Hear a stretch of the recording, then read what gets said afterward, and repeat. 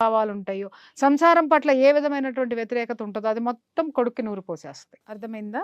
అంటే ఆవిడ సంసార జీవితాన్ని కోల్పోయిన అత్తగారులు బోలెడు మంది ఉంటారు.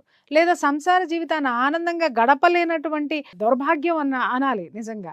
ఆ చక్కటి సంసార జీవితాన్ని ఎలా ఆనందంగా మలుచుకోవాలో తెలియనటువంటి వాళ్ళు మూర్ఖంగా నాశనం చేసుకునే వాళ్ళు ఏం చేస్తారు అనంటే, వాళ్ళ యొక్క తత్వాన్ని మొత్తాన్ని, వాళ్ళ భావజాలం మొత్తాన్ని కొడుక్కు నూరు పోసేస్తారు. రే పెళ్ళాం మాట విన్నావో ఆడంగోడివి అయిపోతావు. పెళ్ళానికి గనక ఒక్కసారన్నా నువ్వు దానికి గనక అవకాశం ఇచ్చావో ఇంకంతేరా, నీ పని అంతే, రోడ్డు మీద పెట్టేస్తే.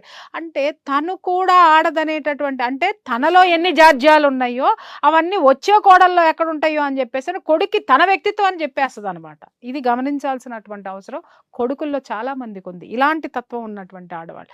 వీళ్ళేం చేస్తారు, భార్య రావటమే ఆ గడపకు అవతలే పెట్టేస్తారు ఆవిడ అస్తిత్వాన్ని, లోపలికి రానివ్వరు. లోపలికి వచ్చేది ఎవరు?